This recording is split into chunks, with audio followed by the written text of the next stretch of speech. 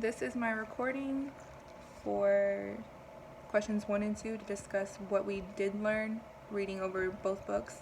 One thing that I learned reading neither Wolf nor Dog was that the Indians are not afraid to be silent.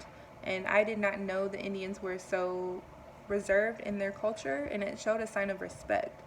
The reason why they didn't talk was because they wanted the other man to say what they had to say first before they reacted on that. And a lot of times in the Hollywood films, Indians were portrayed as stoic individuals when really this seemed like they were dumb, they were indifferent, they were unfeeling, they didn't have any sense of emotion, and that necessarily wasn't true.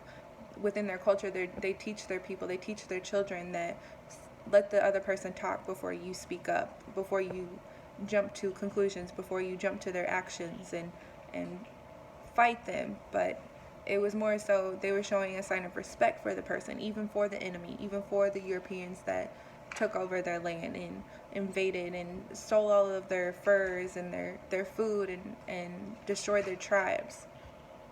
And it just shows a characteristic that Indians have that other people do not have. And I think that's one thing that I can say that is important, because this characteristic is something that everybody can take in life with them.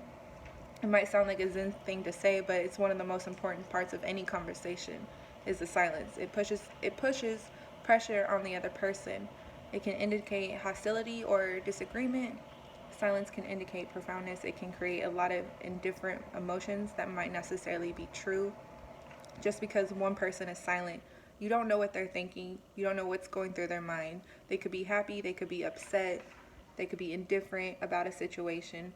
And I feel like that's how the Indians wanted to portray their culture, and they wanted to teach their young ones that they should wait to see what the other person says before they get angry.